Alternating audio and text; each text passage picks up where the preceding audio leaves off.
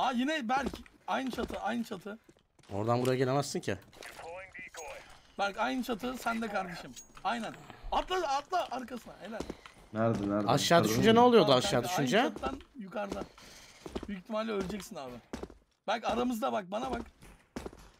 Görüyorum. Aramızda. Şu an buraya gelemez. Oha. Gidiyorum üstüne. Oha oğlum oraya nasıl gitti lan? Ya Ya kanka ya.